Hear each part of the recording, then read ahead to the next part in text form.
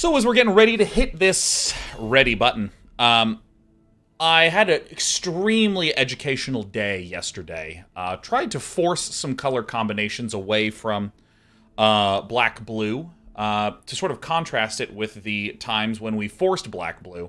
And what it really feels like is that black-blue has enough commons among the pair of them that even if you don't really have any great uncommons or mythics to support, you're okay. And some of the other color combinations, I think, really need some key activators to function well. And beyond that, I genuinely believe that red-white just sucks. So we have the Sludge Monster, which is, you know, a solid big boy. But I think that the Morbid Opportunist is probably, well, it's plausibly better. A 5/5 is actually pretty substantial. I actually don't mind either of these. And briefly on the, I'll pick one or the other, just depending upon how my emotions are in the moment. I think that the,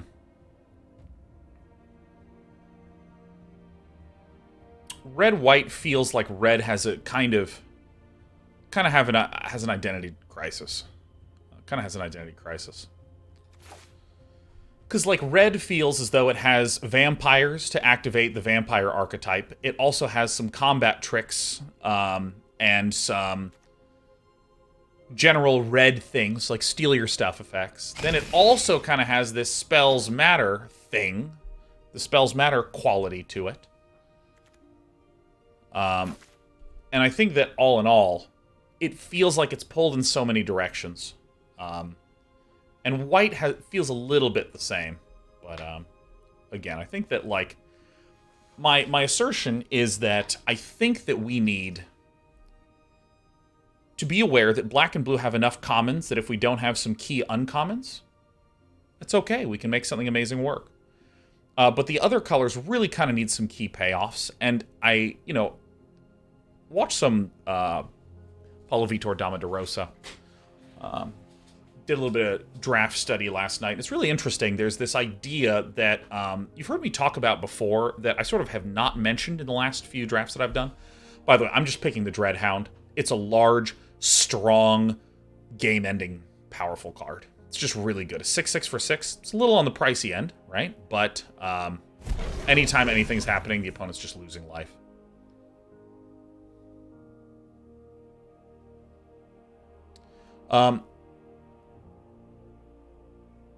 I think I might just pick up the Occultist.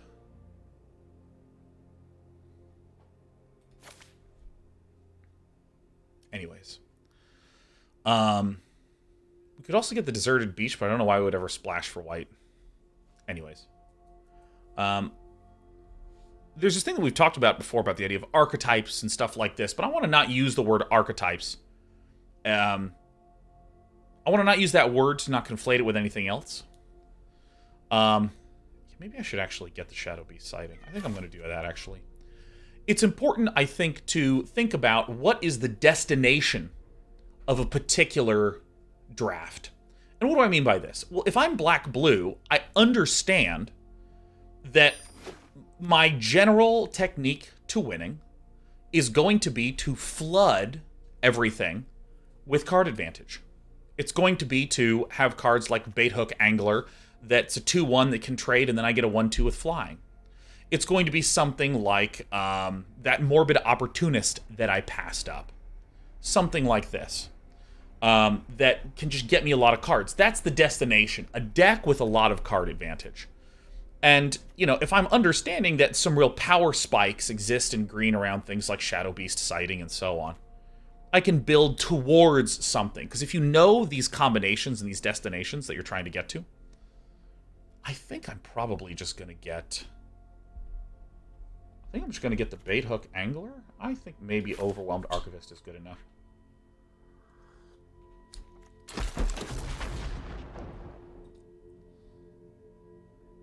Nice. I think we actually did a good maneuver by switching into green upon the sighting of the Shadow Beast sighting. But, you know, I talked about this a lot with StarCraft, where, like, let's say two destinations are, if your opponent's being really aggressive, you have two bases with these 6 production structures. Or if your opponent's not aggressive, you have 3 bases with these 5 production structures. By knowing these destinations, if you're in a weird spot, your brain goes, I'm trying to go here or I'm trying to go here, which is very different in drafting, where it's easy to go, I'm here, what's the next best step? I'm here, what's the next best step? And a lot of the tip-top players are excellent at just being able to identify, okay, here is the look of a powerful deck in these color combinations. All right, terrific. I'm actually very pleased with our abandonment of black and switching into this. Because, like, I would say, what is the gist of a blue-green list? We have a lot of strong defense with things like Wing Shredder, strong defense with things like Broodweaver against all the Spirit Flyers. We also occasionally have some just power spikes with Shadow Beast sightings being able to just win with 4/4s, because 4 is a really powerful stat line in this format. And then we can just clog on the ground and swing in the air. Pretty simple format. Timberland Guide is very good for the swinging in the air like you just don't care.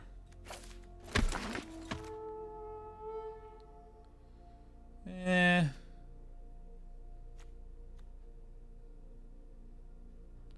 mean, this is a big boy, but we need to make sure that we're actually having enough low end. It's part of the reason why I was considering the Bait Hook Angler a lot. It's just a very, very good low end. And I think that Harvest-Tide Sentry is a perfectly acceptable sort of dreg. And I want to just talk a little bit about what I mean when I'm saying dregs. Something like an Overwhelmed Archivist is actually a participant in our rough win condition of Clog on the Ground, Win in the Skies. You know, or Sludge Monster is just a strong beater, same with Shadow Beast Sighting. These are very, like, active cards. Something like Harvest-Tide Sentry doesn't really do very much. Oh, we're the only green drafter here. Harvest-Tide Sentry doesn't really do anything by itself, but it's fine. It's fine. Timberland Guide, in a way, can help with some of that long-term plan, because I can put a +1/+1 counter on a flyer. 2 Shadow Beast sightings in the first go-around of things is quite terrific. I guess I'll take this just as a potential thing.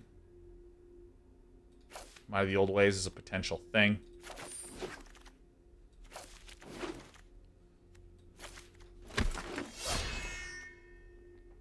I almost just, like, snap-clicked on Join the Dance. I'll put this up here. I think Suspicious Stowaway is the right pick here. I think. It happens to be green on this side, which does not really matter for us.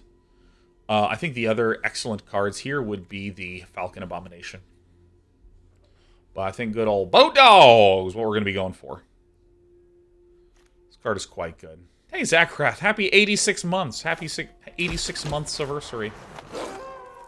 So these kinds of cards are eh to me. This is very eh. Well, this is cast an instant or sorcery, so this could actually be relevant. So I think one of the things that I am going to be looking for relatively aggressively is going to be Shadow Beast sightings. I think this is a good way to win the game. Scab Wrangler is fantastic. Great in these clogboard situations. I think that there's nothing even close. It's in the 2-drop slot. We have a Shadow Beast sighting. We have a Death Bonnet Sprout, which is, I think, actually marginally better than the Shadow Beast sighting. And I think if it wheeled once, it will wheel again. I think Death Bonnet Sprout is just spectacular. Anything else here good? This pack is actually quite bad, except for these 2 cards.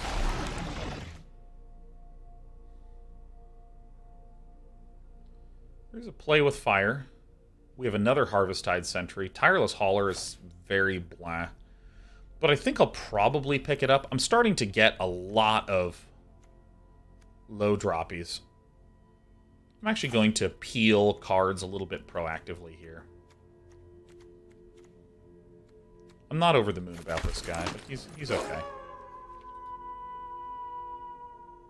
Great, we have a Bait Hook Angler, which is like exactly the kind of card we want. I don't actually think I would necessarily mind a Dawnheart Rejuvenator or two in here. Although we might actually wind up with a pretty clogged 4-mana slot.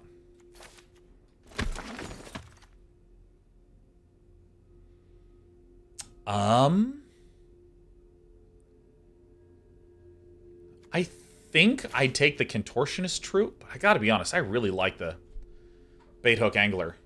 Like a yacht. Like a yacht! Like a lot, excuse me.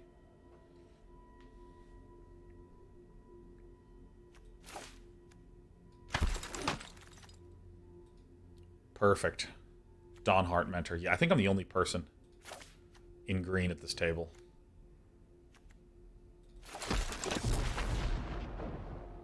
Wow, an Eccentric Farmer. This is one of the, I think, key cards to make a green deck work well.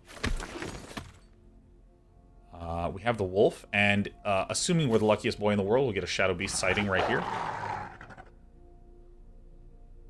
guess it was in the next pack, huh? Do I run Dryad's Revival? Maybe so, actually.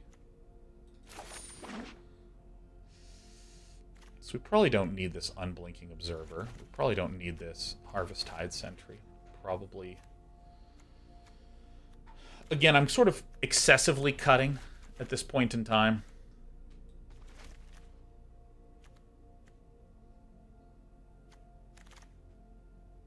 Damn. I didn't get it.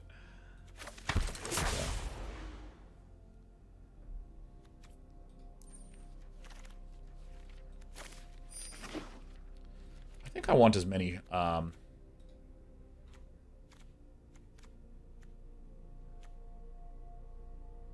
I'll probably do this since we have a lot of Coven cards.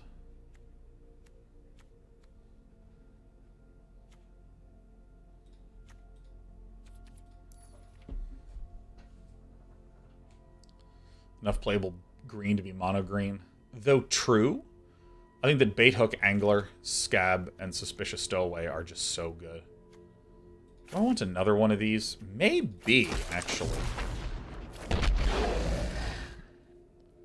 We have a Death Bonnet Sprout, which is just the nuts. I mean, we have... Look how many uncommons we have that are green. Green uncommon. And then we have green uncommon, green uncommon, green uncommon, green uncommon. A ton of incredible black. Wow, Florian. Okay. But I mean, Death Bonnet Sprout is like it. There's an Eccentric Farmer. I will pick that one up.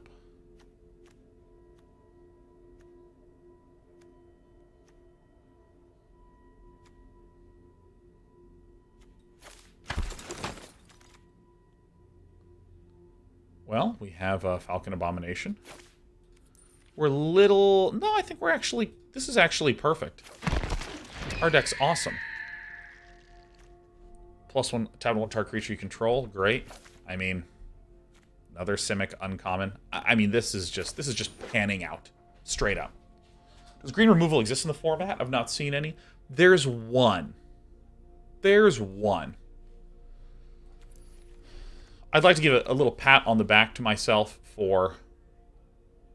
We're not going to run any of these. For identifying the Shadow Beast early being a bit late. Yeah, there's the Clear Shot, that's the uncommon, and then there's the common Duel for Dominance, I think it's called. I guess I'll put this in the sideboard in the format that doesn't use them. Another Falcon Abomination, huh?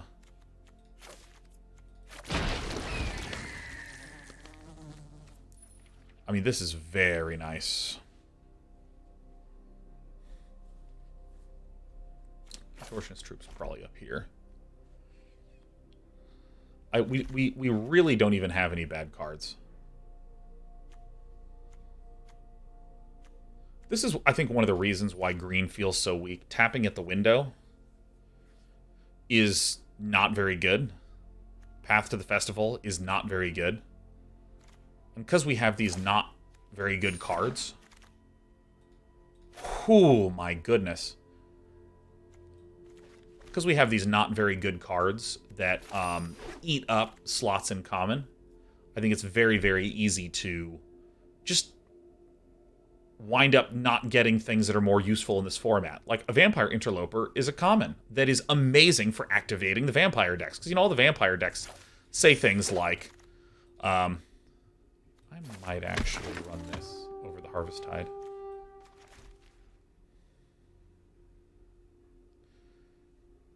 Yeah, if you have commons that are like the Vampire Interloper, which activates almost all of the red-green vampire stuff, not red-green, excuse me, red-black vampire stuff, and that's the common in black, well, if you just do some stuff for a little bit of time, you know, do 4, 5, 6 picks, and then, oh, it's only the commons that people don't really want. Well, the leftover commons in black are sometimes Vampire Interloper, or sometimes No Way Out.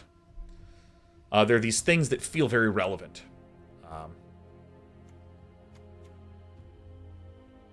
I don't know. I'll abandon the post. Our deck's done.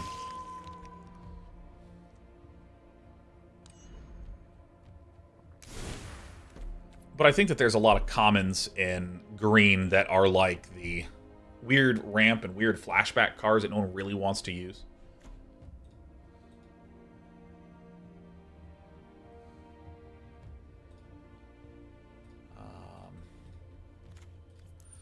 I can't think of a single change we'd make.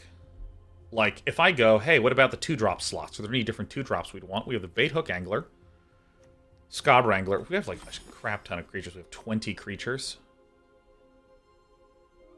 But we have, yeah, we have Bait Hook Angler. Let's go ahead and move the spells over to here. Mind the old ways. I mean, look at this. We have 1, 2, 3, 4, 5, 6, 7. And then we have some Falcon Abominations, Overwhelm Archivist for a little bit of offense, Bird Admirer for the defense. We have Eccentric Farmers for the defense and getting cards, Dawnheart Mentor as a way to just close the game out by giving things trample. Dryad's Revival is like a little bit of extra longevity, and then we have a ton of Shadow Beasts and a Sludge Monster. We don't have as much flying as I would have ideally liked, but I don't think it really matters very much because we're the best player here. I think that the sheer advantage that we're going to get out of the Shadow Beast sightings and this, where is it? Winter Thorn Blessing is just a money way to end the game. Wow. Wow. How many wins will Day 9 get? Angelic Symbols. I just want you to know, I've watched you for a long time, and I have to say you make me feel good no matter what mood I'm in. You're an amazing person. I wish you the best in everything you want to. Mwah! Thank you, Angelic Symbol. Thank you so much.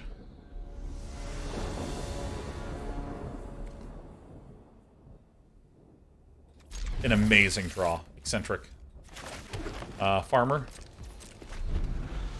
Dude, so just how are you feeling today? This deck looks like a great start. Yeah, I'm actually feeling pretty happy. I think I want to hold back the Timberland Guide. I'm feeling okay. I had some long days. That came up recently. Well, let's do this.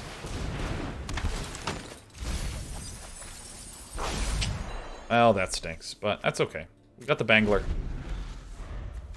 Sludge Monsters in there. Whaps.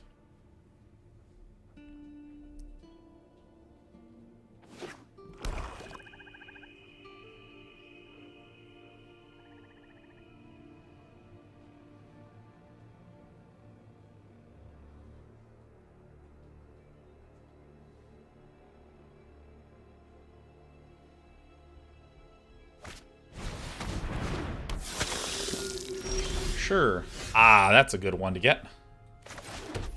So I think that probably like this. Probably like this.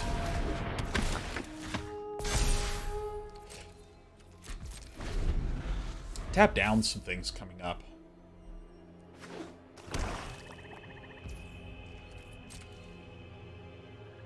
Not really a good attack for the Autogun Outlaw.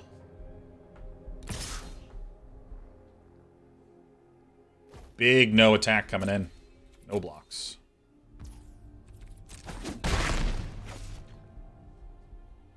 Mums, are you happy that you got Tybalt's Trickery banned? Well, I don't know if I did it, but I fucking did it. You know what I mean?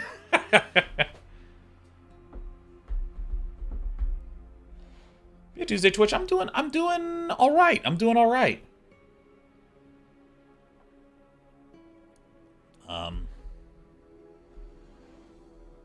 Let's see. How do I convey why in a brief manner?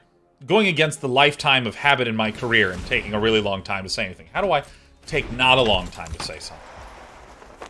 I'm going to be tapping this at that, like, every turn, huh?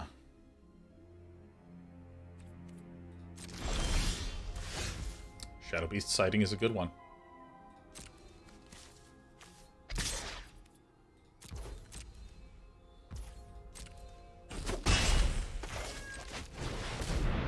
Use less words. I'm trying, Gadget. I'm trying. With my opponent's Secrets of the Keys, I almost threw up. I was like, no! No!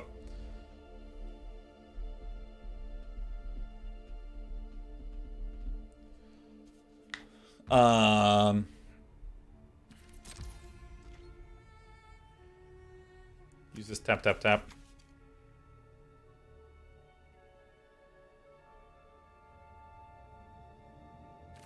Nope, I'll do it end of turn. Because I'm still not exactly sure what we want to do here. This is a tricky pickle.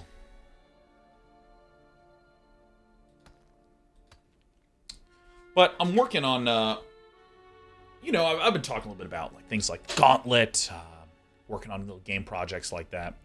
There's this thing that has happened on every game, however big or small, or however much a prototype or an attempt at something that is actually presentable on this stream. There's always a moment where, like, what's a really common thing to do? Make a little bit, make sure it's fun, and then add to it. Seems reasonable, right? And I love Mario as the example, right? You make one level in Mario, and you just make the jumping and the movement feel good, and you're like, cool. Hey, what if we had, like, a special hat that Mario could pick up, a special power-up, that could let him get temporary flight? Ooh, how do we design something with this?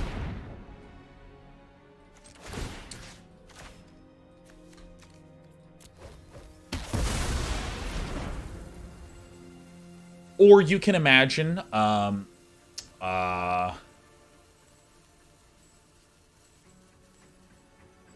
it doesn't matter. We can do more examples later. But there's this thing that has always happened with everything I've ever worked on, ever. Actually, not even just games, but also, like, creatively, too. Okay.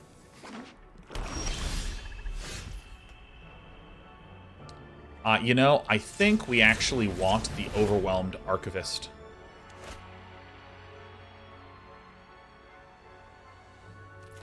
See if we can draw into a land.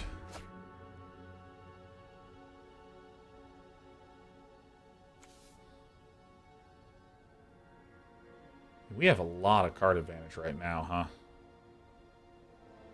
This is probably the play.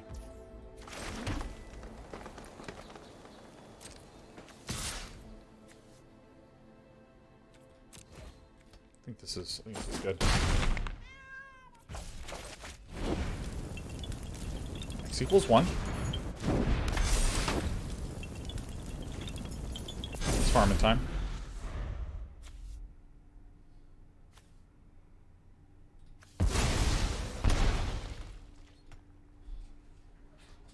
I can afford to lose that 1/1. We have the Winterthorn Blessing. But yeah, almost everything I've ever had, when you take this little fun game and then you add something to it, that new thing that you added often completely fucks up everything that you've created.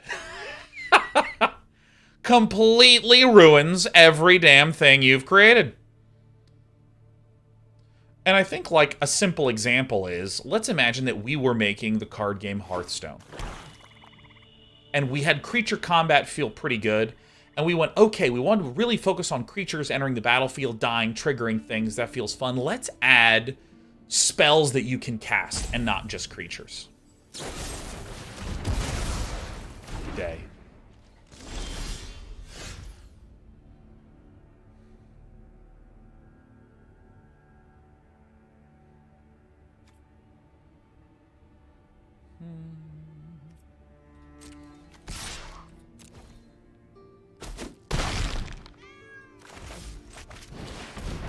Let's imagine you did that thing.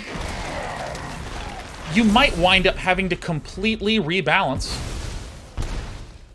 all of your cards. Or in Mario, if you change the movement mechanics, you might have to wind up completely reworking this entire level to keep it fun. Can you imagine if in a platformer, you just had jump, you had dump and double dump. Let me try that again. You had jump and double jump. And then you added an air dash. You'd have to completely reformulate how the entire level works. And I was pretty sure that wouldn't have to happen with a recent project, and it totally has to. Totally 100% has to. It's fully LeMayo-ish. Alright, well, I can cast a lot of things. So I think that maybe what I do is I tap out. So I swing with this, and I tap this one, huh? Don't want this one.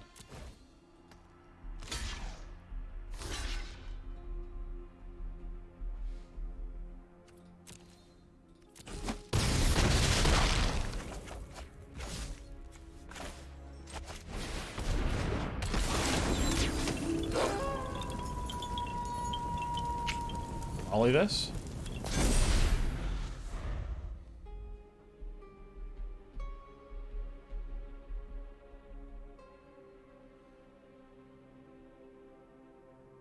Might be time to say goodbye, huh? I think it's actually fair.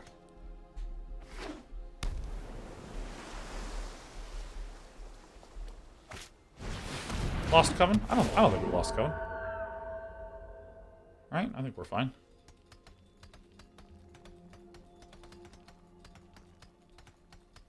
This guy's gonna come out as a 2-1, so. We'll put the counter on the Bird Admirer. I think this is better, because we can then smash in. They don't have many good blocks in the air. Like, you just don't care. So, I mean, like, so this is coming back to the question, how am I doing? So that's like, good, but it means I'm just going to need to do some more work. And, I don't know, I'll be honest, I sometimes just want to do no freaking work. You know what I mean?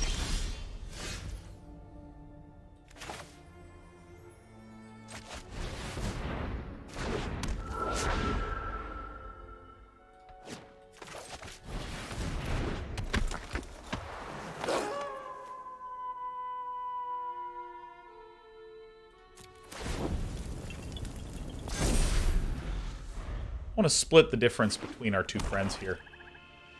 Because then if I start buffing this up enough, like right now if I swing in the air, they're going to have to like double chump. Now obviously, Cat Giddy can do other stuff, which is totally fine. But Suspicious Stowaway. Oh, actually I should have buffed the Suspicious Stowaway. Well, I mean, it actually doesn't really make much of a difference.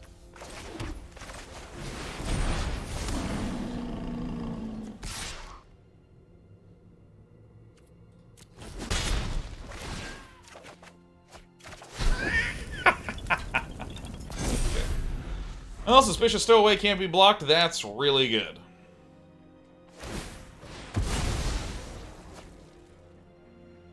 Good job, Boat Dog. Where's Octave? We gotta talk about Boat Dog. So that's okay. So that's like, you know, I feel a little bit like with any project. Sometimes things can feel like edging. Unwanted. Like I remember doing Day 9 dailies where I'd be like, okay, so here's like 2 really good examples of how to mess up this strategy. But I really need a replay that's a good example of succeeding with it. And then I look and like the opponent or the player like almost does the strategy, but then like kind of veers off and I'm like, grr, would someone just do this thing properly? Ah!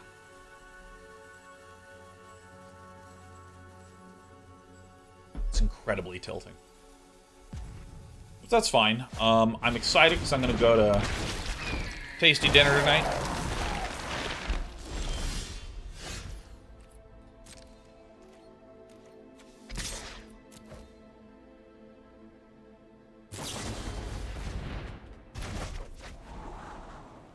Okay.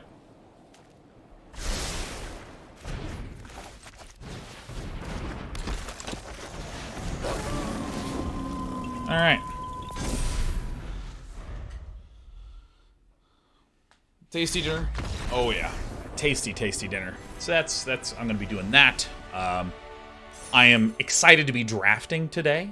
I mean, I was very frustrated yesterday, but I kind of like a little bit of frustration.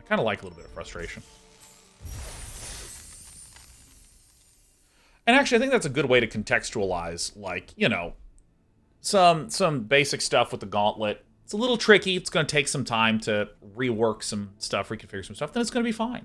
It's going to be no problem. But it's a little frustrating. But it's a positive frustration. But it's no problem. Or like drafting yesterday. I like starting off in a draft and losing a whole bunch. And I like kind of having a big spread of outcomes, because that can help me understand what's working and what's not. Oh, we're totally stowing away, baby. It's great. It's good. It's positive. Here's what's amazing. My opponent has the risk of, if they don't have a turn 2 play, this just flips. Ooh. Awaken in time, baby. Awaken in time. Let's do this and see what we get. Ooh, I should have attacked first, but this is okay, because we threw the nuts.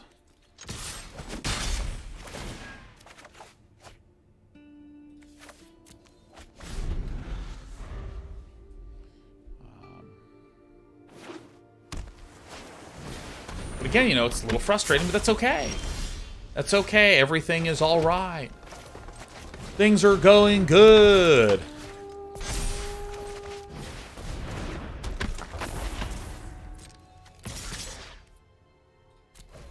But, like, enough little tiny things like that that are frustrating can really wear me out. I really want this eccentric farmer to stay.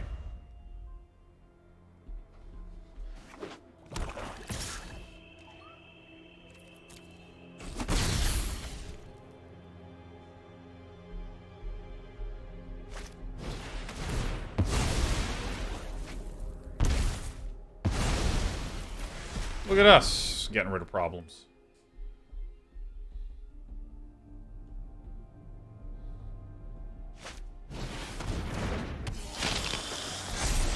Cool, aren't you? Cool.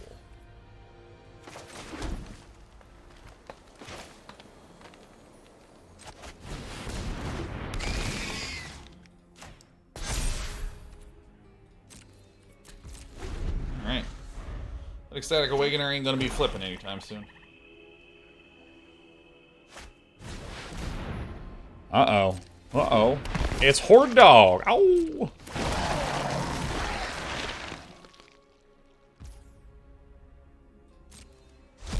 My Archivist. No.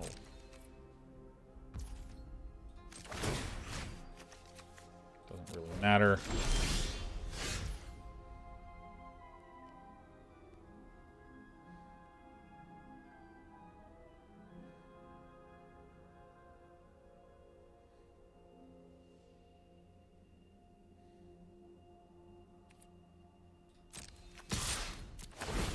I think this is okay. Just make it another 2/2. Alright, swing it in. Bonk. Dude, I think Shadow Beast Sighting is like the key green card that if you have, you can do a green deck. Can you sludge enemy creatures? Oh, you can sludge everything, baby. Anything and everything at all. Static Awakener could sack to draw, but I mean it's not incredible in this spot. Broadly speaking, it is incredible.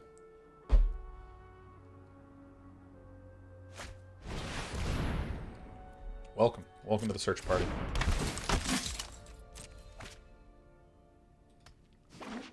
Alright.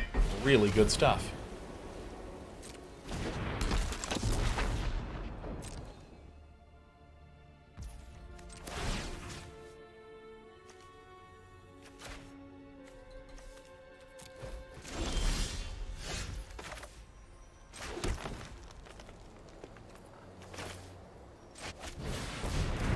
Let's just switch the order on this.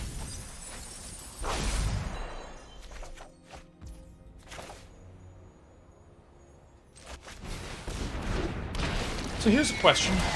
If I swing out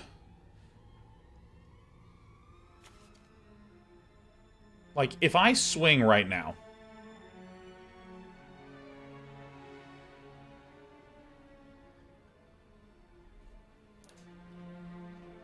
what happens?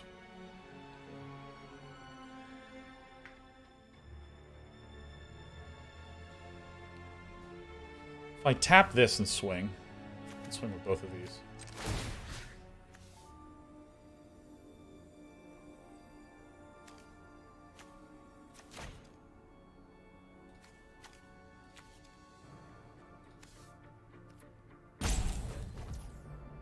Oh, Skybringer should have tapped itself. Oops. And then can I actually swing with everything?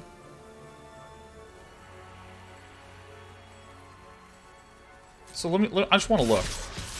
If I do like this can get double blocked. But then this has to participate in the double block, which is good. Yes. I put it on my zombie because now it loses Decayed. So my sludge monster can't die because I've tapped things out correctly. Alright, so we want to kill the Diregraph Horde first.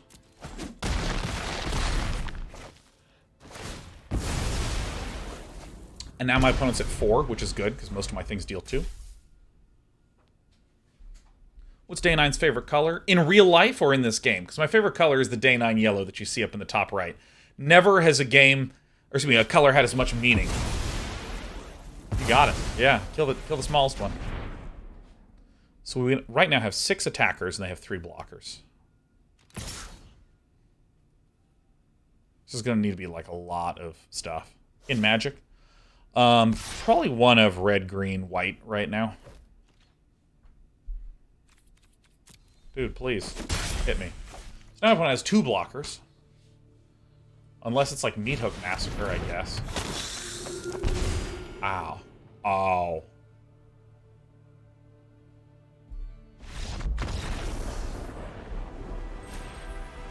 Black was originally my favorite color. Loved some black magic, man. Loved it. Raising things from the dead. Sacrificing. Oh. Oh, such good stuff. And then that transitioned to Golgari. And then I started to love the big green men. And I started to love the randomness in red. And the explosivity in red. And then eventually, white sort of snuck its way in there. Because I just like the sort of general healing. I like Lifelink. Lifelink is an awesome keyword. Very good. Have you seen this Shadow Beast? This is one of the cleverest pieces of card art ever. It's so good. Alright, here we go. Swinging with Boat Dog. Oh! Let's hope that Holy Strike just doesn't have it. In other words, blue can go to hell. Yeah, blue's my least favorite color in Magic, straight up. Straight up. The entire fantasy of it just does not grab me as much as the other ones. Pass that turn. Pass that turn. Oh. What's wrong? That was my pal Boat Dog. Oh. Alright, so hopefully we can peel a Lando. See you later, Bates. This card's very good.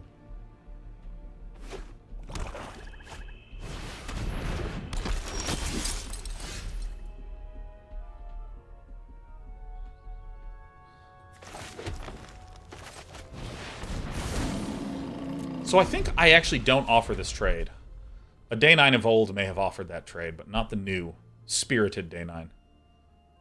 Because I can even just Timberland Guide the Overwhelmed Archivist. And then perform a great maneuver known as Bob. I'm sorry, what is the card? Whoa. Whoa. Good lord. Card is good. There's not a lot of different ways to say it. The card is really good. We can Bait Hook Angler and we can Timberland Guide. That actually seems pretty good.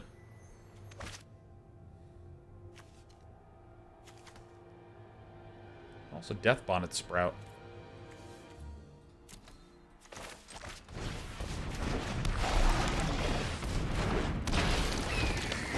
I think I will just take another 2 vigilance damage if stuff comes in.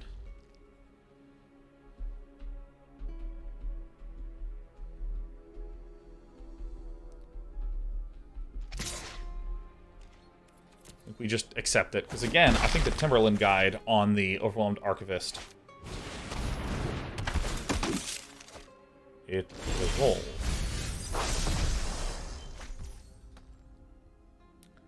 Well... Alright, well, I guess I'll do another one of these.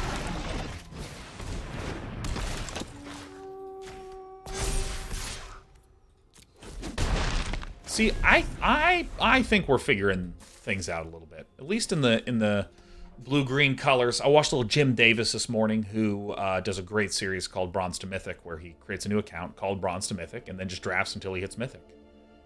It's incredible. I'm here to just take the flesh. Yeah, let's put something in the bin. To the bin with you. Boop. Creature card. Your graveyard.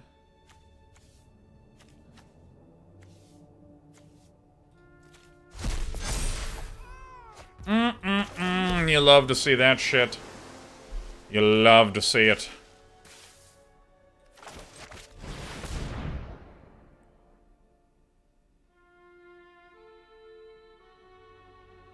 Oh, yes, that's right.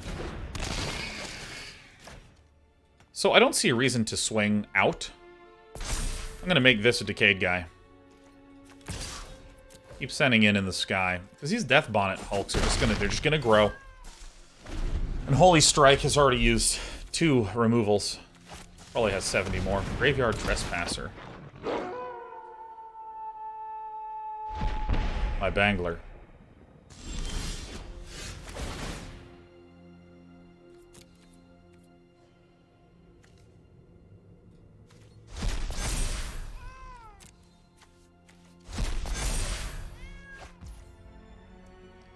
Now, I do want to play this.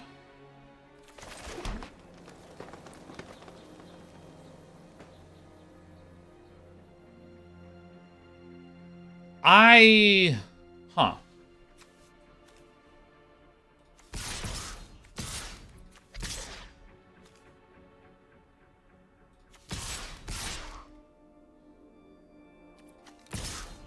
So if I do this, he can go eat, eat. Yeah, I think this is it.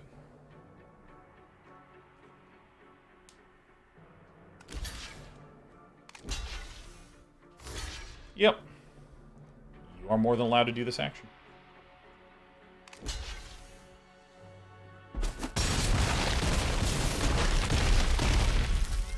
And, I mean, I think that this is a good run out.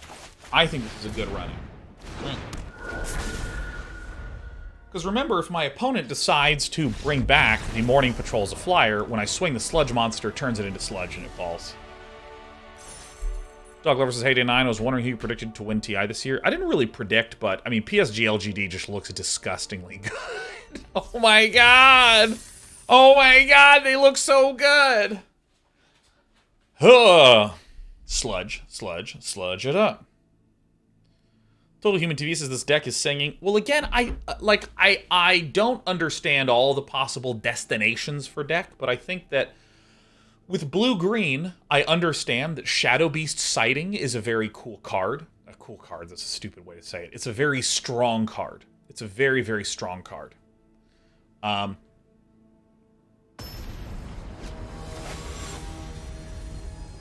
And green is generally good at clogging. And the game plan is to clog and then to swing in the sky with flyers. And that's the game.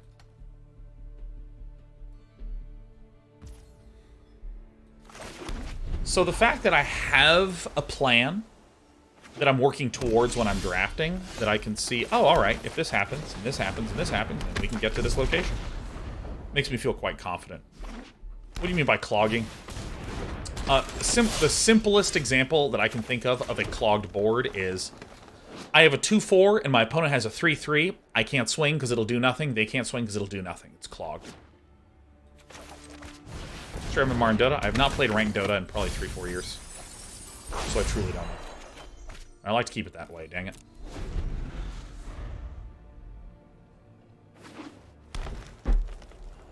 So, given that that is the case, I might therefore be looking for cloggers. I might be looking for some kind of card that can just slow the whole dang game down. Thing like a Brood Weaver or a Bird Admirer are good cloggers. And then I want a Shadow Beast sighting as like a good smacker.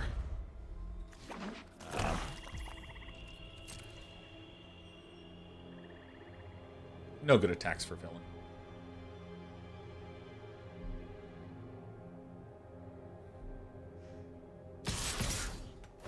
Strange.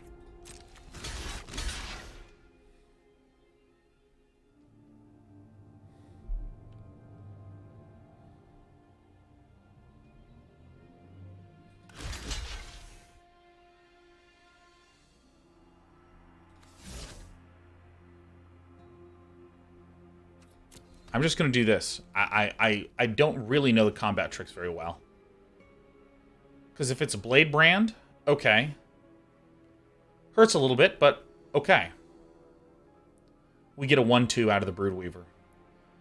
If it's the +2/+2 card, my opponent has 5, and we lose 1 as a result. Yeah, sure. So now we'll lose 1.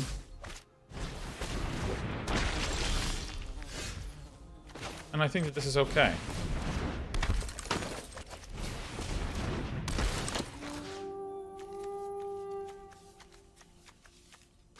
I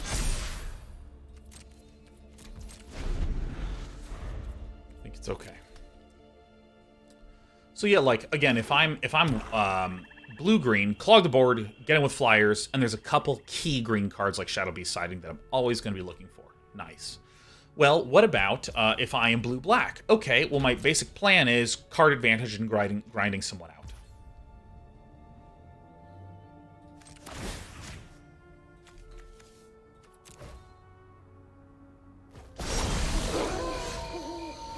Brilliant.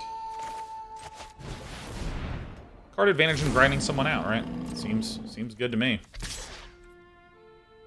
I'm swinging with the Bangler. Either trade's fine.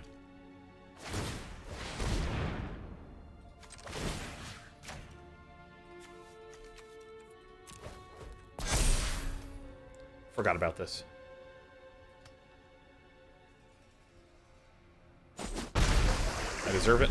I deserve it. And I kind of want to learn a little bit more of, like, what are looks of decks that I should be going for. This is going to swing, and we're going to have to just take 5, which is quite a mistake. Quite a mistake.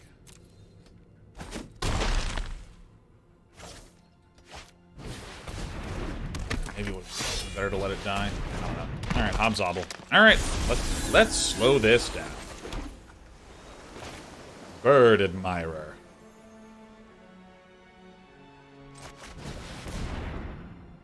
I don't really want the Dawn Heart mentor here. This can't be blocked by creatures with power 2 or less. We have a 3 power and a 3 power.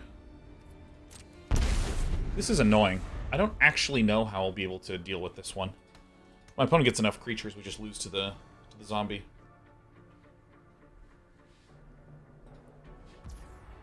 I'm never going to finish this point about archetypes and destinations with decks, but I think you understand my point. I think you understand me, I think you feel me, I think you're grateful to have me. And I appreciate that you get me, and I appreciate who you are and what you are and how you're doing it.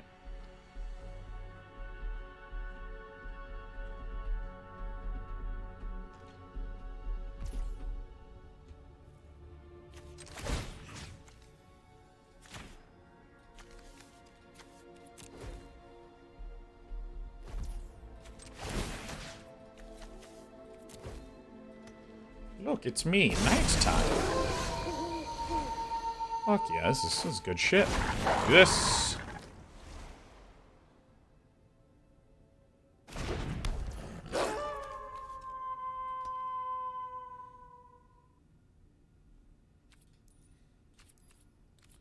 I'm not going to play an additional card, because I want this Seafaring Wolf to be there. Because the problem is we're losing, like, 1 per turn.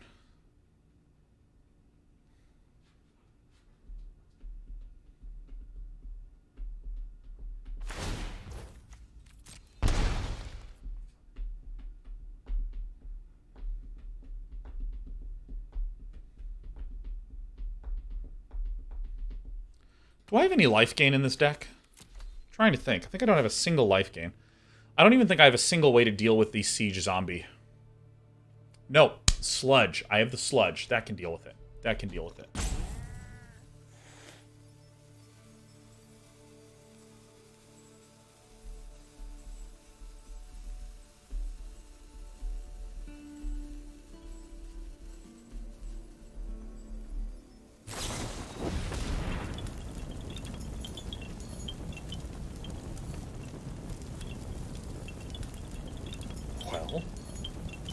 Alright.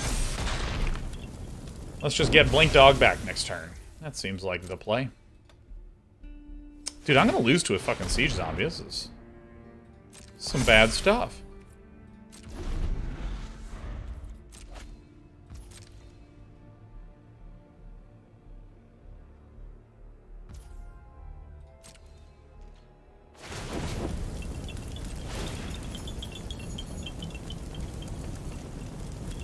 I actually think probably the Bangler.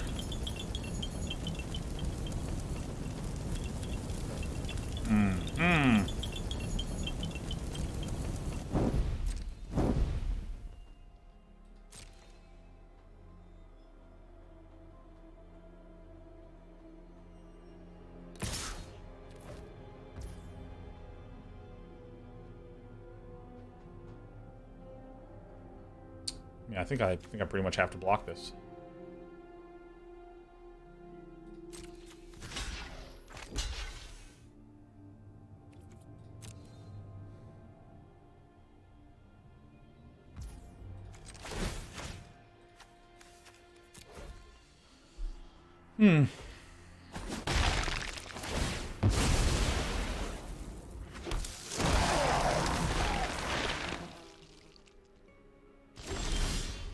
Aren't the Harvest Tides unblockable? They are blockable. They are indeedy-do blockable, buddies.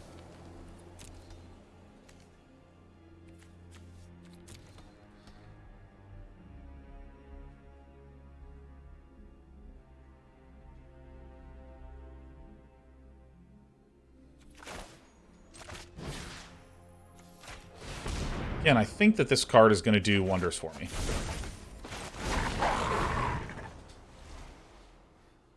You know, if there were no Siege Zombie, I think I would be completely fine.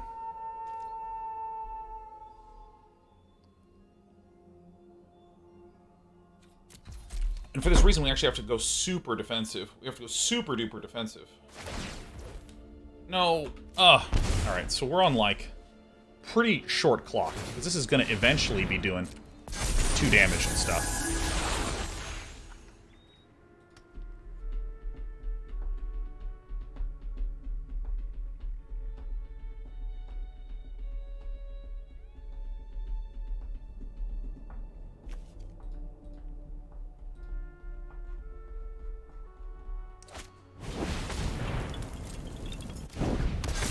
Good news, actually. Very good news. Gonna do a little end of turn hanging. Litter H says, what do you think about the cloggability of the MTG board from a design perspective? It seems like a lot of games like Hearthstone are less cloggable, and the designers want to make sure the games keep chugging along. Do you think that the variability in the pacing of MTG has contributed to its success? Short answer, yes. And having played a lot of Hearthstone, one of my favorite games of all time. Love Hearthstone. Game fucking kicks ass. The fact that in Hearthstone, well, I just spent all that time talking. Wasn't really paying enough attention, was I? All that time talking. Didn't even realize that this guy had turned back around. In Hearthstone, it is really nice that on any given turn, you have this goal of clear the board. And so you get lots of little pips of joy. Like, ooh, I want to clear the board. Yeah, I cleared the board. Oh, I want to clear the board. Ah, I cleared the board again. Oh no, I didn't clear the board. Maybe I can prevent them from clearing my board, and then next turn I can clear the board. But what this means is that the whole notion of active effects on units, such as this Contortionist troop that can add counters every single turn, this is a very difficult card to make exist in Hearthstone because so rarely does anything exist for more than one turn.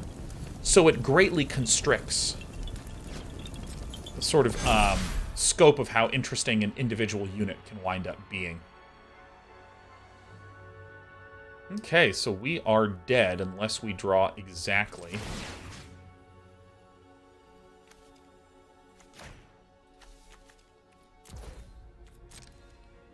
So we draw exactly a sludge.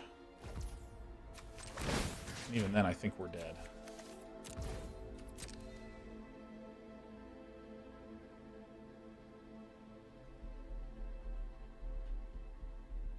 And I think that from one perspective in Hearthstone, because I do everything on my turn, and then you do everything on your turn, and then I do everything on my turn, then you do everything on your turn. There's no interaction within turns. Period. Okay. Do we have the Alpha Strike? 1, 2, 3, 4, 5, 6. Dealing 1, 2, 3, 4, 5, 6, 7, 8 damage. Woo! Alright, let's get out of here. Siege Zombie. Won the game from. It's a great card. Great card.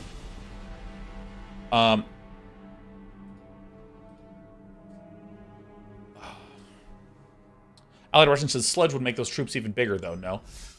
It's not the troops that we would do it on. It's the Siege Zombie is the thing that's threatening to kill us. So if I sludge it, it loses its ability to tap to deal damage.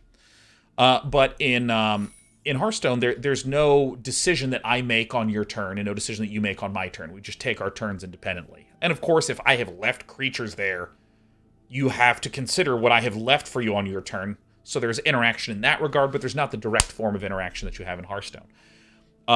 This, I think, is a very natural choice, given that people like to just, oh, I'm going to focus on my turn, then I'm going to unfocus. Then I'm going to focus on my turn, then I'm going to unfocus, you know. Feels very good to play. Feels really nice in a lot of regards. But, and I think that the combat that comes out of that is a really natural, intuitive design choice. Oh, well, I should be able to choose who I hit. Seems pretty straightforward, huh?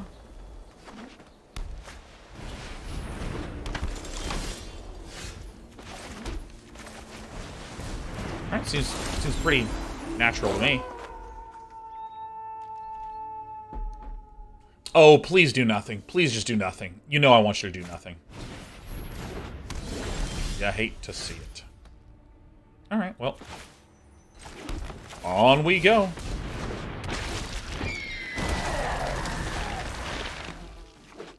And I think that it does lead to a really positive emotional pip. Like on my turn, ooh, I do all this stuff. Ooh, so joyous. So satisfying, so fun. It's a 2/2 that draws a card. I mean, that's really positive. But I think that in the very, very, very long term, it does lead to these potentially unfun moments where you're just like, oh, man.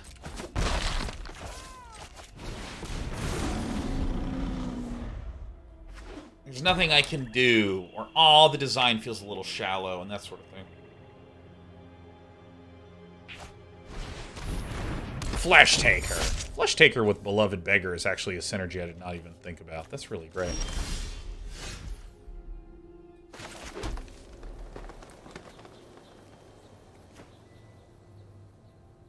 Alright, so I'll do this.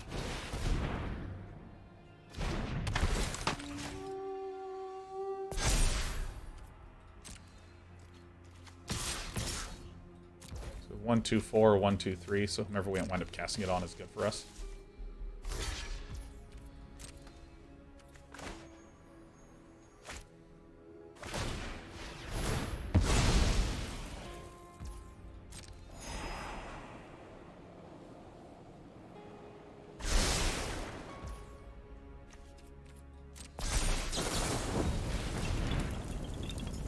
I mean, there is the Beloved Blessing, but We're going to redraw a card. Oh my god, have you ever cleared the board just by attacking? Oh, it feels so incredible.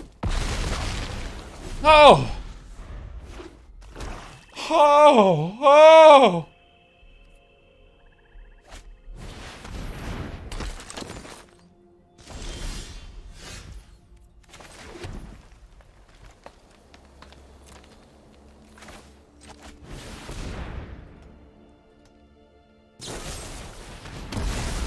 Sure.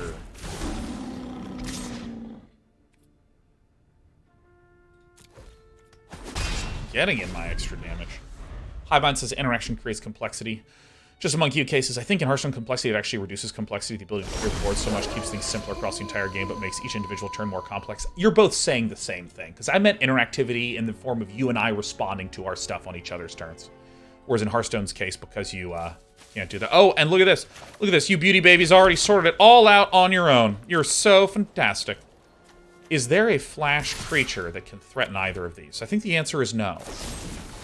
Fenestrate's fine. They're spending a card to kill a single 4/4, and then I bring back another 4/4.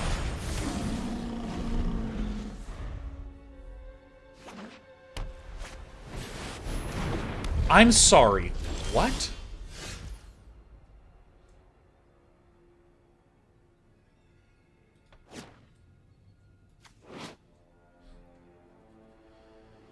Okay. Well, that is a huge issue. Good lord.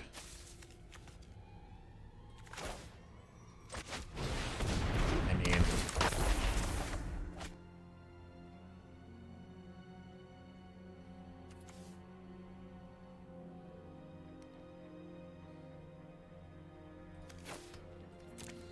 I guess.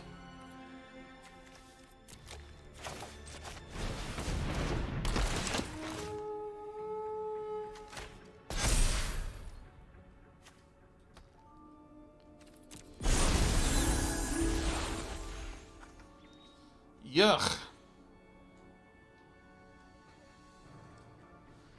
Man. I mean, we were owning, and then the 6/6 Flampler comes down. I mean, we gotta let that one resolve. That's 14 damage to the dome.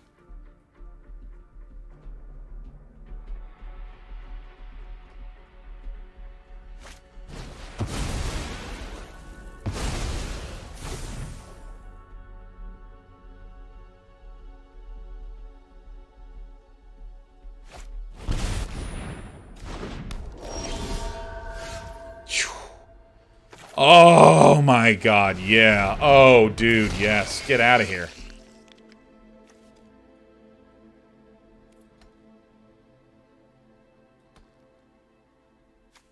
Oh, this is Exile? Shit. Exile is a big problem. Exile is a huge, huge, huge problem.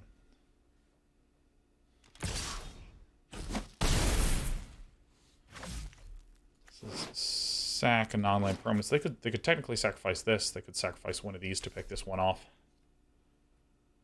This is sorcery speed.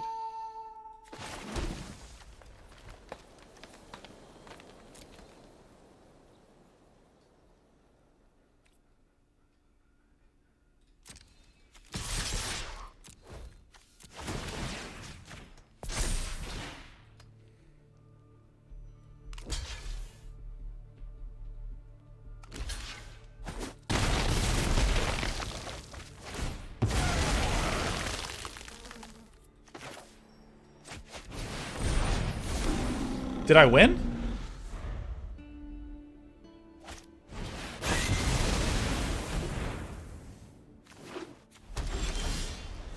You have got to be kidding me. 6, 7, 8. All right.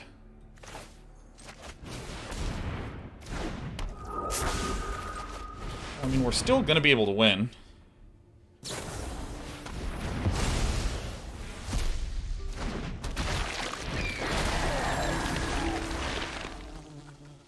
Oh my god, look at this, dude. We have Vanquish the Horde.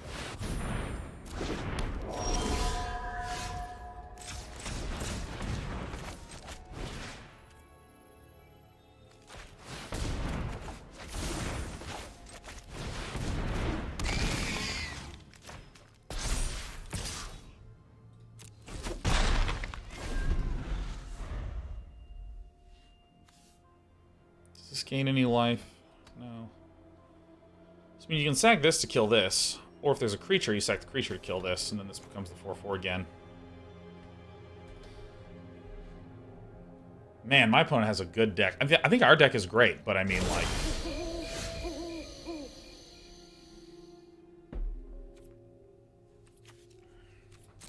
I guess my opponent doesn't have it.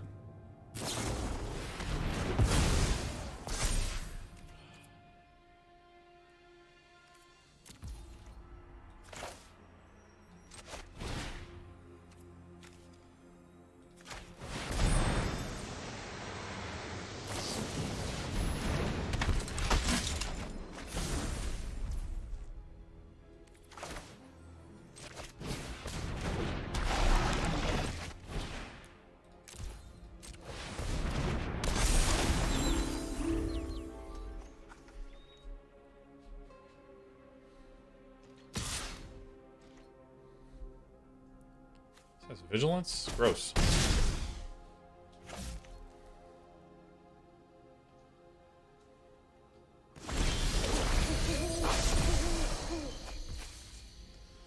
So, 1, 2, 3, 4, 5, 6, 7, 8.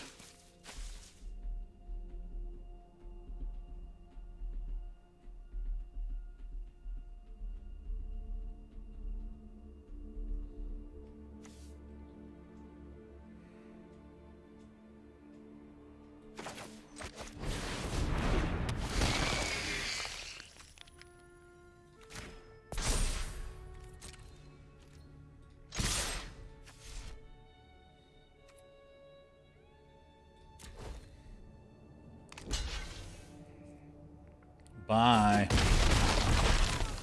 Forced chump. So now my opponent is somewhat in a pickle. So now I have 3 damage spread out. So they need to have like 2 creatures. Okay. And then you can sack the Slaughter Specialist to kill the Sludge, but then I have lethal on the swing back. Dude, how many good rares are in this thing? We have Slaughter Specialist.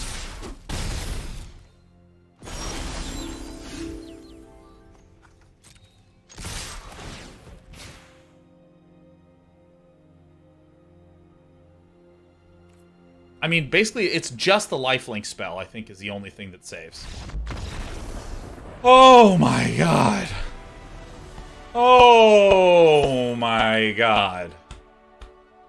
Holy crap! Ugh!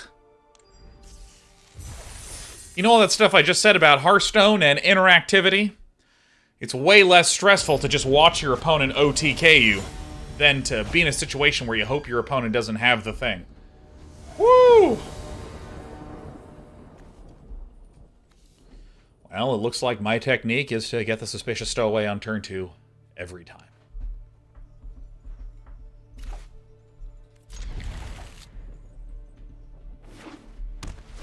In honor of Arctea, I present to you Bodog. What up? It's me, Bodog. Ow. Ow. Ugh.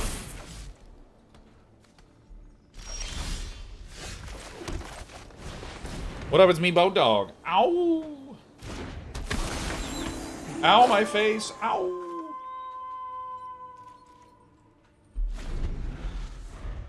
Hopefully, Kick-Chan is stuck on land. Versus, you made it to Mythic and Constructed, right? Now it's the grind at the same and Limited. I haven't hit Mythic and Constructed yet, but I mean, I've hit it so many times that I'm just not that... It's just not that confusing or tricky. Because, I mean, Constructed, you find a deck that is good, that you know, and then you just smack with it. And that's the play. Let's go ahead and swing with our unblockability buddy.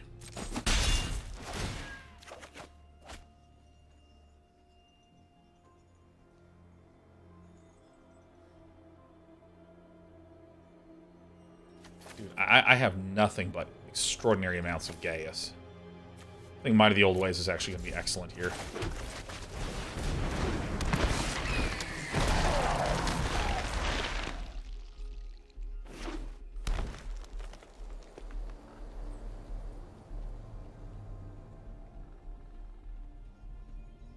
Yeah, I mean, in Constructed, you just find a good deck, you find a deck you like, you find a deck you can pilot well, and then you just play it till you hit Mythic. But Limited, every single draft is a new opportunity to make good decisions, a new opportunity to make poor decisions. So, for instance, yesterday we were trying to do some red-white stuff in our last 2 drafts, and I think we went 3-3 and 0-3. Like, we just got completely annihilated. Pass turn? Pass turn, do nothing? Pass turn, do nothing. Clarion Cathars. Clarion Cathars.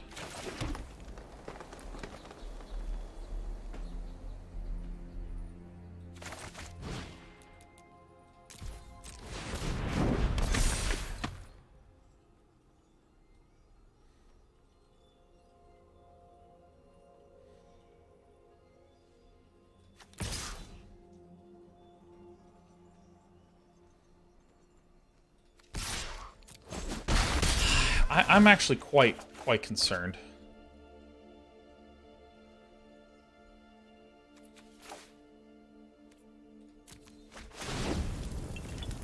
Once I get the sludge monster down, I think I'll be content.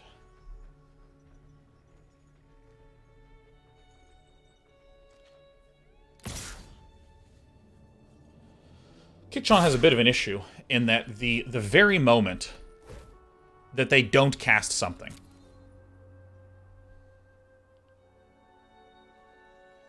the very moment they can't cast something, it flips and the Suspicious Stowaway becomes Boat Dog. I don't even think we've had a single attack with Boat Dog this game.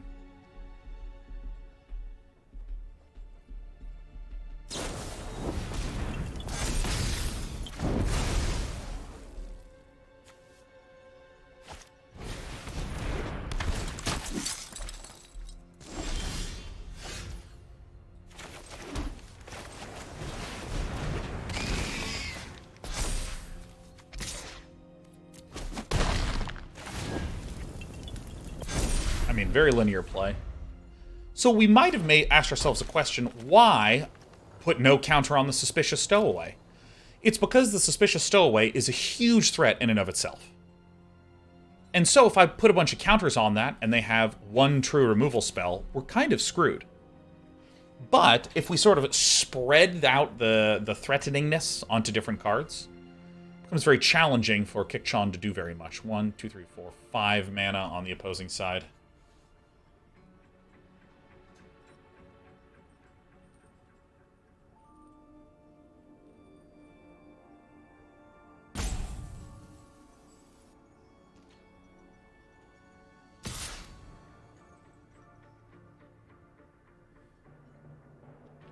So they'd probably have the +3/+3 thing.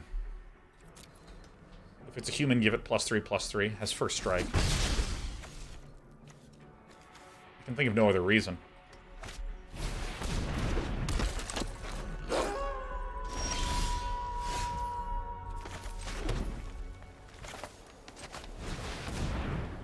This is a great clogger on the ground. Now, I think this is probably okay to do.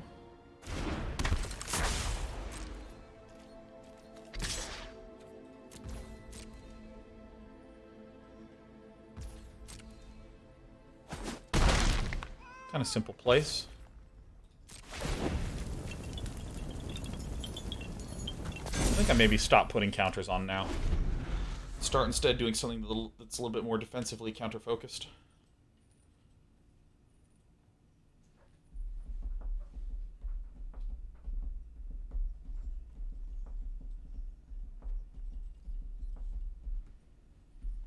I'm actually going to put a stop here. Maybe I want to tap that.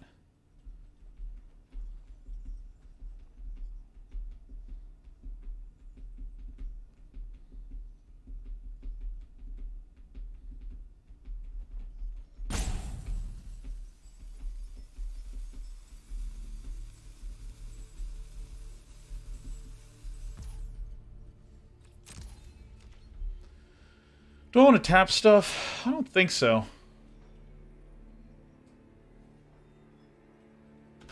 I think I might just be using the Scob Wrangler to chump.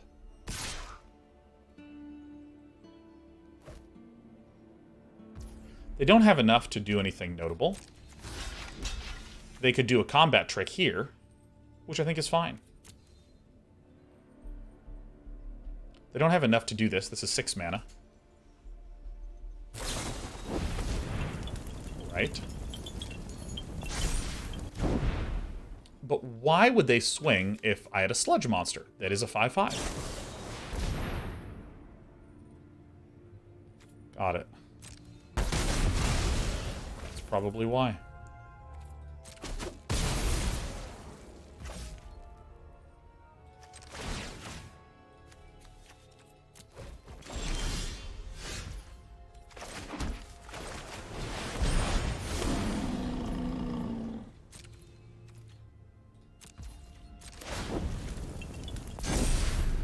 Okay.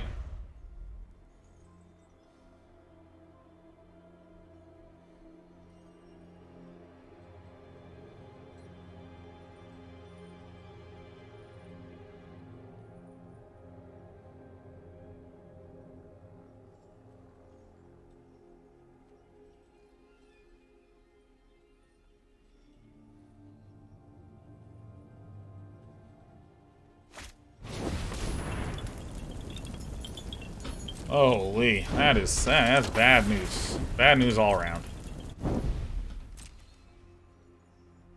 My God, these games are dramatic today.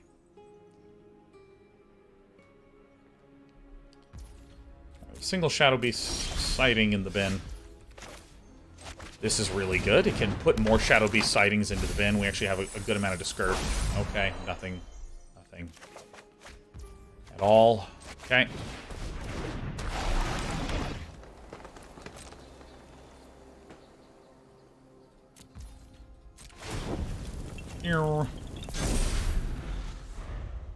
Okie dokie. Oh, this is online. Oh, that's the worst card. Oh my God, people have good decks here. Oh my God, there's a lot of, it's like an uncommon, uncommon.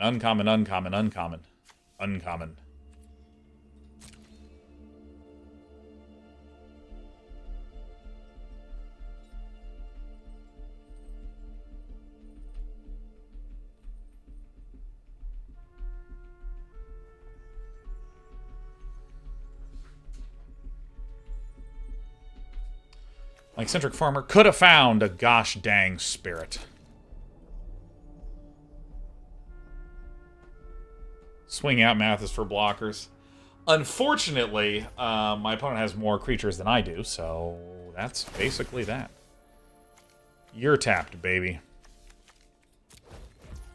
You, my friend, you're tapped. Yeah. Tap, tap, tap. Yeah, I'll pay that ward cost. Boom.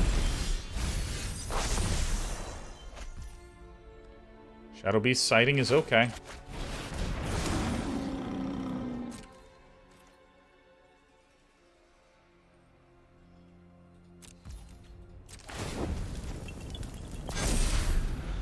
My Death's Bonnet Sprout's going to be getting one every turn, too. So let's see, this is 4, 5, 6, 7, 8, 9, 10, 11. I have 1, 2, 3, 4, 5, 6, 7. 7. 7 from heaven.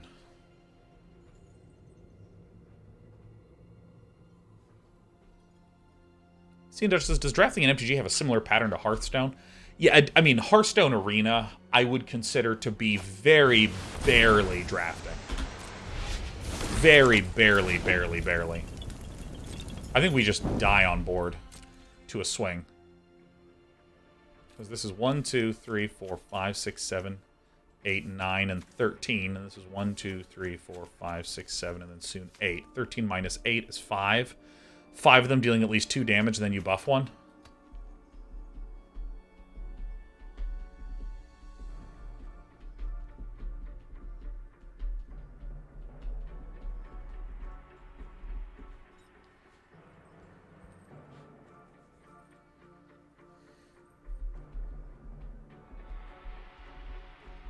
Justin.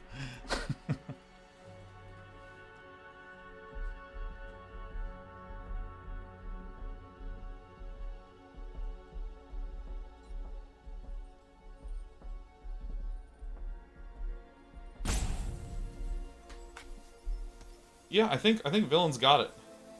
And by the way, this is kind of what I was talking about earlier, about just really good setups and payoffs.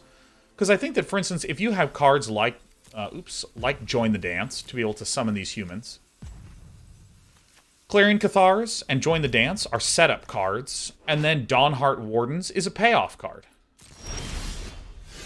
I will go to my grave and exile Timberland Guide. Get huge, baby. Oh my god.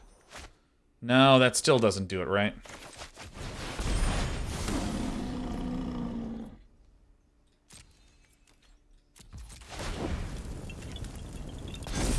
So if my opponent sees it, we are just immediately dead. So this is 3, 6, 7, 7 and 6 is 13 again. I have 1, 2, 3, 4, 5, 6, 7, 8.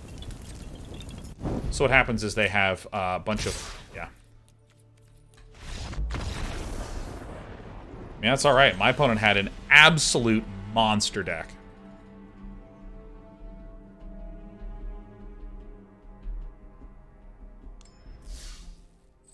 We're right on the cusp of getting to 5. Still happy to have hit 4. I mean, I feel like there's not much we could have done.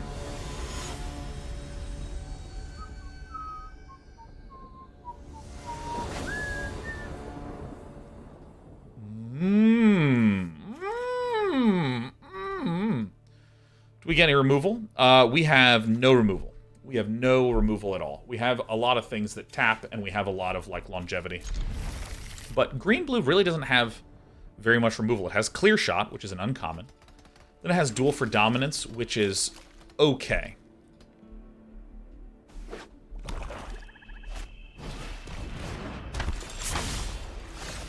And my friend DB Sprouts.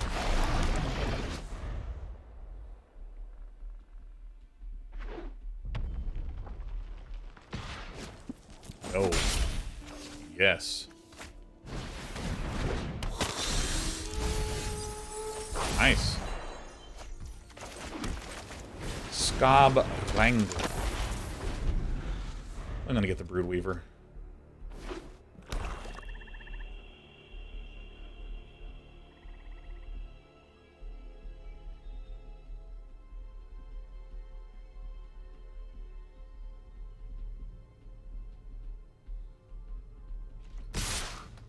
I think I just do this, right?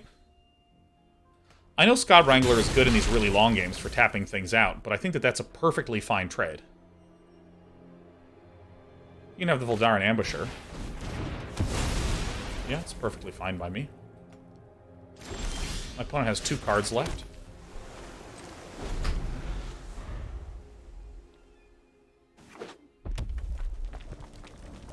Hit me.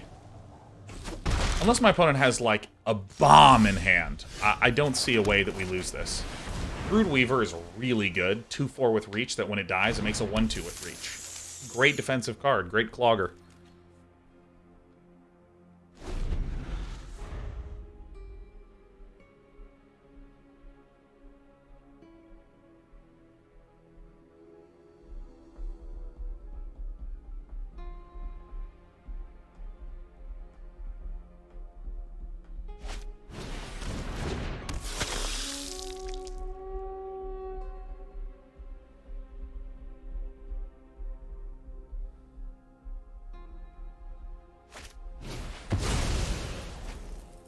Ooh, exile effects. Okay. That is an issue.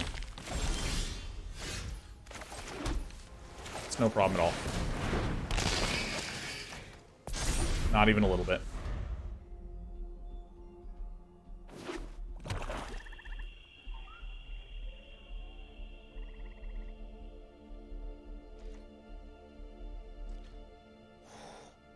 Yes, please pass the turn. Oh, yeah.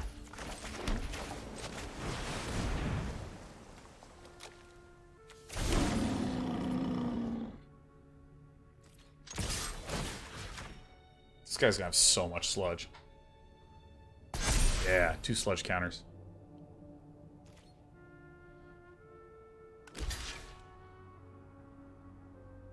Blade Brand?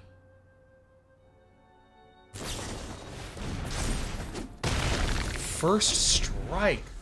Oh, that's right. Oh, goodness.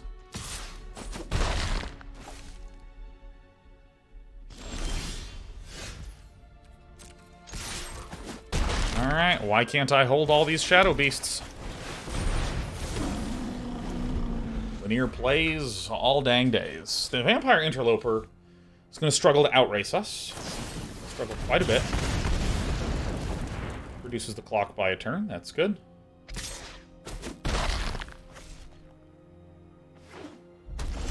More Dandy Landies. Always looking handies. Shadow Beast Sighting is a good card. Mm-hmm. Look at these Shadow Beast Sightings. I really undervalued these when I first looked at them. It's like summon a 4/4 and then expensively summon back a 4/4. It's really good. Oh my god, we actually get the Believers their points.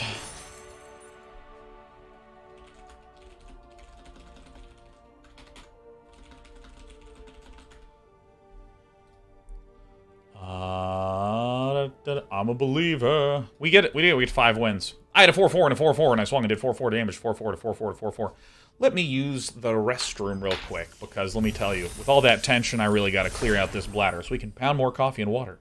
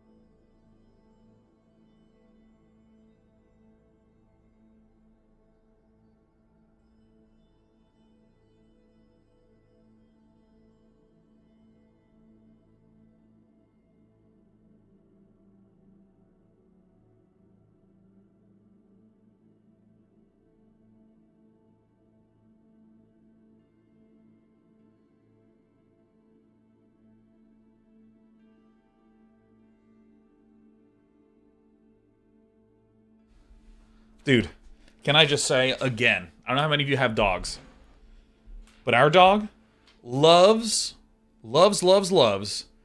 being tucked in. I'm telling you, man, tucking this dog, best feeling ever.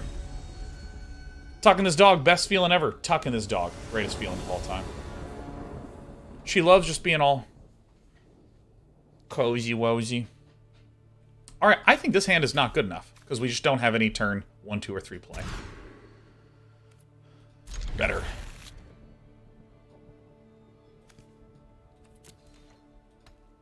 Better. So, our little log-shaped dog is currently tucked in on the sofa when I went out there. So I think I may have told you that we now call our dog a hog doglin. Because she's a little chunky baby. And when she's on the sofa in a little wrinkly pig blanket, we call her a log doglin. God, I love tucking that little chunky baby. See, I think cards like this are just not good enough. What are we putting in there? Arvestide Sentry? Sure.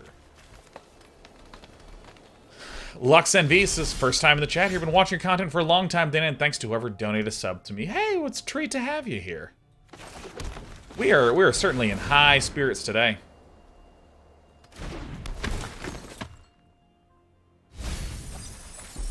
Oh my god, you love to see it. I'm going to go ahead and swing here. My opponent appears to have a lot of these sort of expensive, ultra long-term value type cards, so I'm happy to trade away with an Outland Liberator that can do things like become a 3/3, which is a little scary to me, so.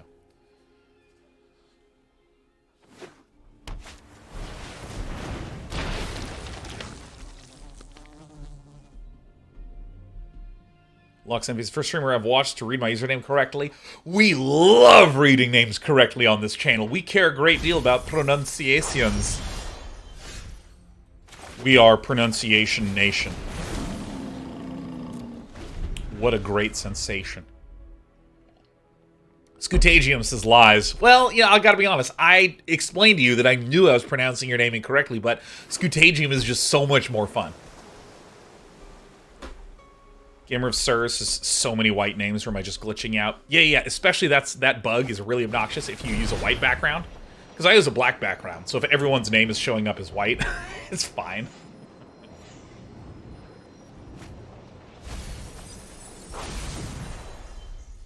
Rootcoil Creeper.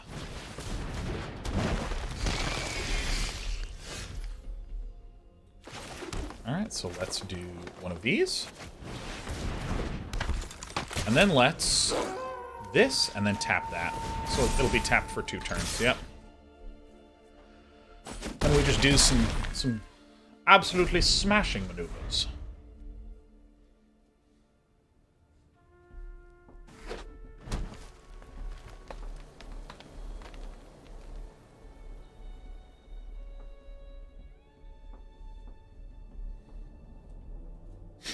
She took him and says, I have a white background. My eyes chose violence. Oh, yeah, how? How do you have, like, I have the brightness on all my monitors turned down, and I have black backgrounds for, like, everything. Sorry, I didn't mean to punch the...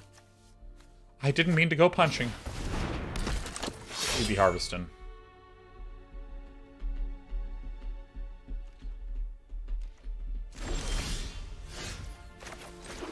Well, I think the play is clear.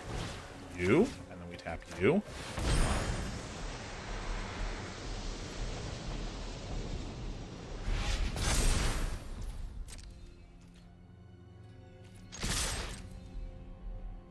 This will go to 5, this goes to 6, this goes to 4. So gotta be a little careful about this one.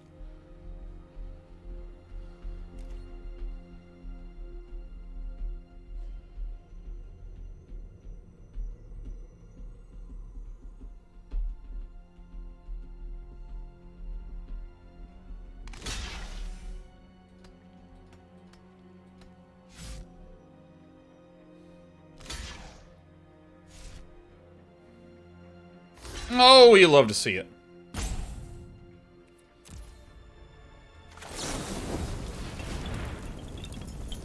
Now, they can do their own Might of the Old Ways, but I think I'm still okay with this outcome.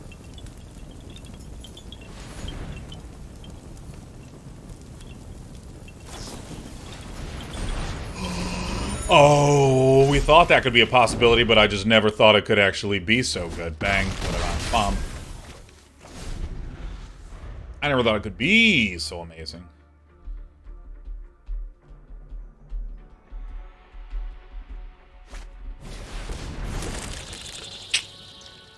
Ah! Oh!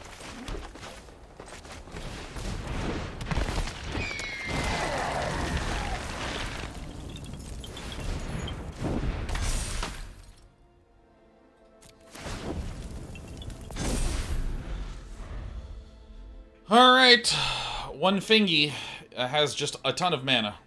Hi, mine says who wins TI? I mean, I think the favorites are PSG LGD. I think they're the favorites by far. But who do I want to win?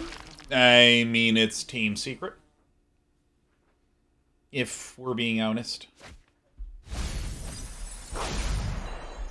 This guy has 2 Rise of the Ants? He has so many ants. Oh my god.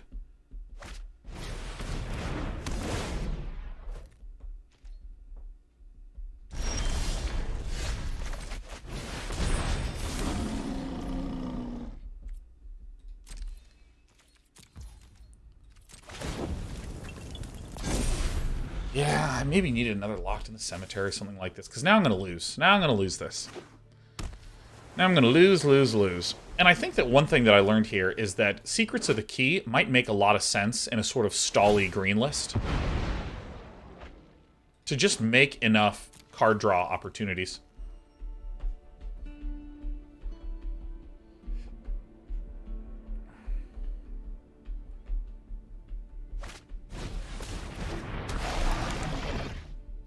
They have 12 cards left in their whole deck? They have 12 cards left? Alright, we have a new plan.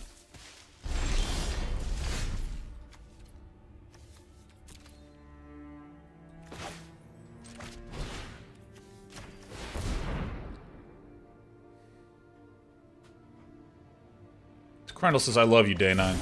It's a Crundle. I don't know how else to say this, but I love you too. Who is that? Is it my favorite little friend? Is it my tiniest friend of all? Hello. Hello, Share Bear. Hi. Hello.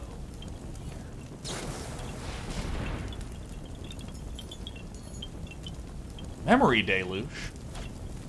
Of course that resolves. 10 cards left? Wow. Death Bonnet Hulk is going to just wind up milling him out. Hi, little tiny friend. My littlest and tiniest of friends. I mean, more ants is, like, just not really an issue. I just want to get as many things to 3 as possible. Yeah. I thought so.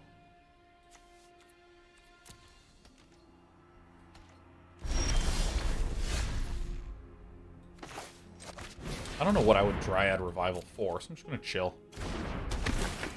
Blue-green doesn't have a lot of ways to exile. Actually, this can exile a card from a graveyard, so I should probably... I actually should probably do this now, lest they exile it, which would be really bad for us. Then I want to keep playing lands. The biggest Falcon Abomination. Alright, getting close. Hi. Oh, my tiny friend. I think we're gonna win on mill. Isn't that nice? Oh my god, I love my cat so much. She's right here. See, I can lift my knee up and you can see the mounds of the kitten. Yep, make that bread.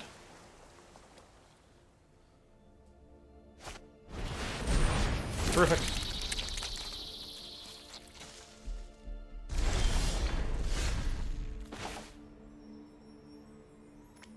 I do believe it's still worth it.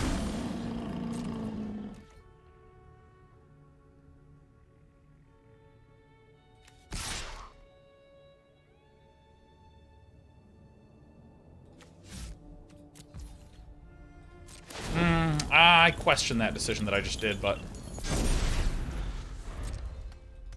Yeah, I should have swung, because then I have Might of the Old Ways for lethal. But they have a Gale Drifter. I feel like the only way I lose is if my opponent does a big swing back. So I think I'm actually just in chill mode, right?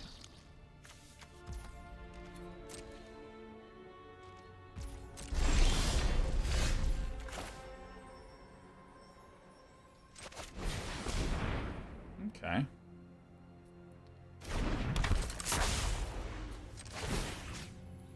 No. Actually, so this changes things a little bit. 1, 2. Actually, let's count. We have 6, 7, 8, 9, 10. 1, 2, 3, 4, 5, 6, 7, 8, 9, 10.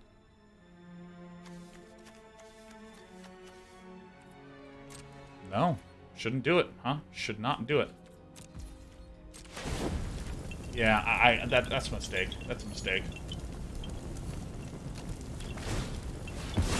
We actually just really need to be focused on the long term here.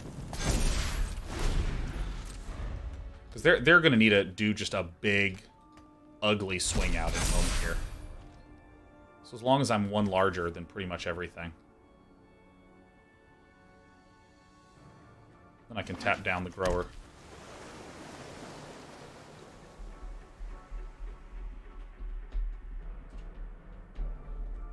Hello. Hi, beautiful. How is your day going? See any birds? We have a squirrel that hangs out in the tree outside the window.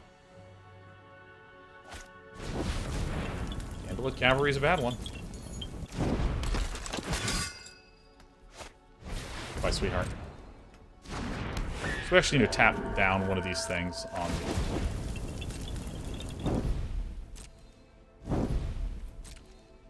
Yeah, I think that one fingy is just wider than we ever thought someone could be.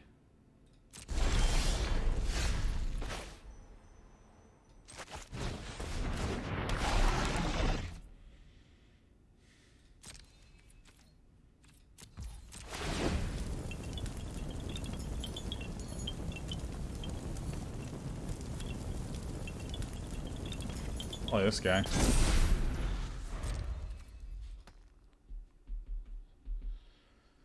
Well,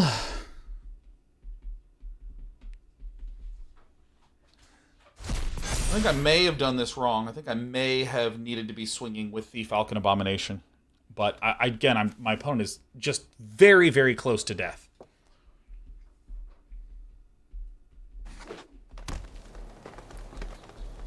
Aldarin says, I'm not sure why we didn't hit in the air when they had just one flyer. They've had 3 cards in hand for a very, very long time.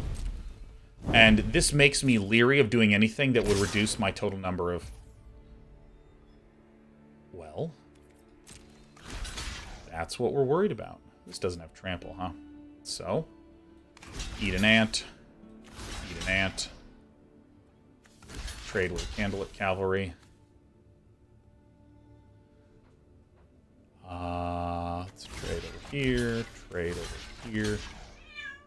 Oh my god, don't start now, Share Bear. Trade with an ant. Eat an ant. Eat an ant.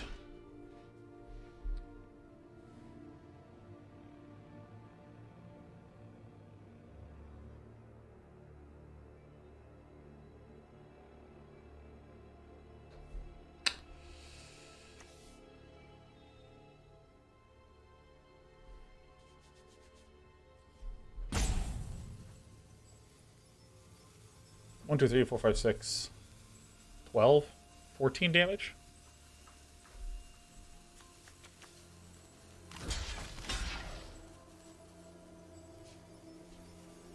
If we live like this,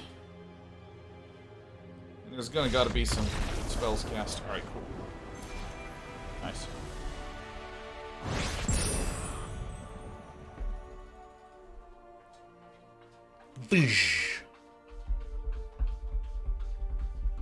I want to point out something to Meltorfos. Was it Meltorfos or Maldarian? It was Maldarian. Apologies. Maldarian asking why... Oh, we're at 6 wins? I don't even know. Why we weren't attacking in the air. Because that is the sort of situation where, because I had everything back, we were still in a situation where we were at risk of taking somewhere between, 8 and 14 damage. And with a couple spells, we just die. So, I don't know.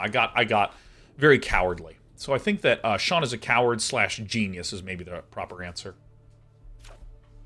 Keeps there. Some amazing games. Yeah, you're telling me. You're telling me Gat Lactal Star Matt Lactica. No.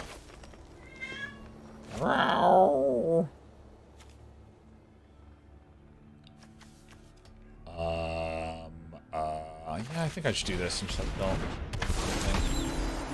We just accept damage. Dad, pay attention to me, Dad! It's coming in. No blocks. Ow. Ow. Alright, so I think it's probably best to just do some stuff like this.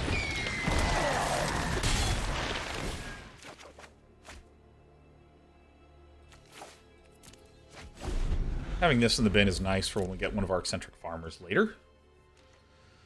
Double swing from opponent who's stuck on 2 mana. You love to see it. No blocks. Now, what could happen is this.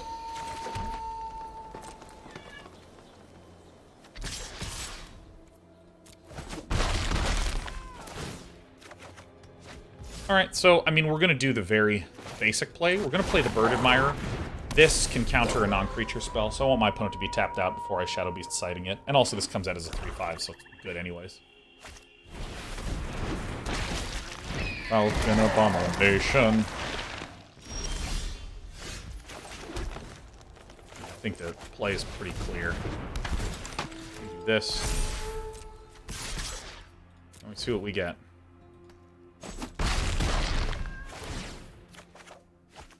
Whew.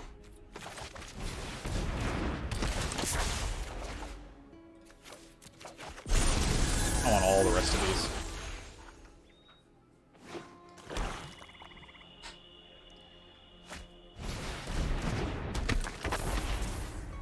Ugh. Visa Glorious Resurrector. Gross.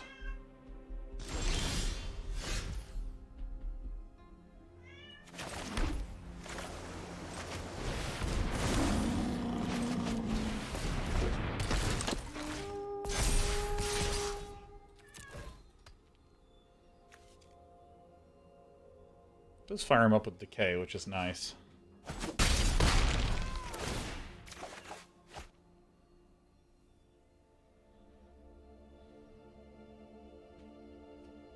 Or the Eccentric Farmer, because I can Scab Wrangle and tap the Falcon Abomination for the win. So beat hook for 3 time for opponent. Oh, wouldn't that be just the most hilarious beat? Alright, got a reminder for DK30.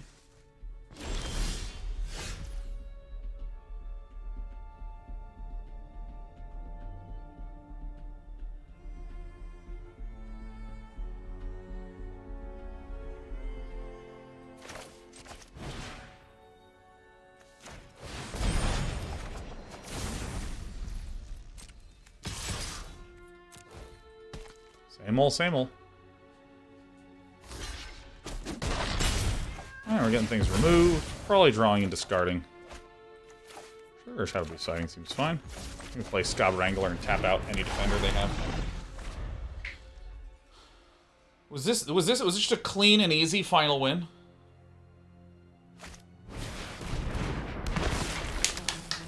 Hey! 7 wins with our first.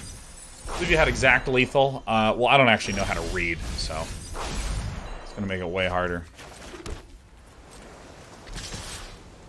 Keep miscounting because I was being very timid person, as you know. All right, well that feels pretty good, right? Feels pretty good. We got ourselves a little 7 winning. All right, great. 7 and 2, feeling good.